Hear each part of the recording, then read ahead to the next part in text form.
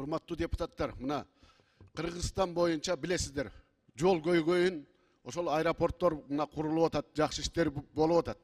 Бирок жол көйгөйүн боюнча ар бир депутат билет.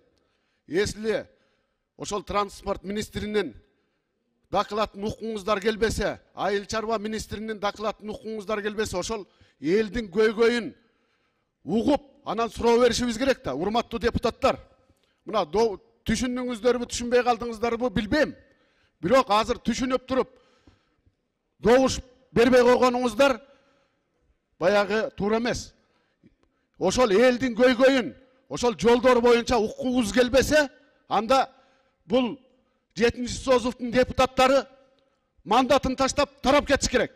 Элдин көйгөйүн уккусу келбеген депутаттар ошолор үчүн бардыгыбыз мандатыбызды таштап кетишибиз керек. Урматтуу төрага, сиз дагы ачык айтайын, өкмөткө, бөлөк бирөөлөргө жардамчы болуп, комментарий берип депутаттарды сындабаңыз.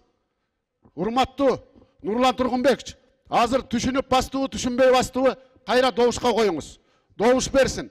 Минтранстын докладын угалы, айыл чарба министринин докладын угалы. Укпасак, анда мен сунуш кылам, урматтуу депутаттар. Мандатыбызды таштап, депутаттык мандатыбызды таштап таркап кетели анда. 7-ci созуп, элге уят болбой.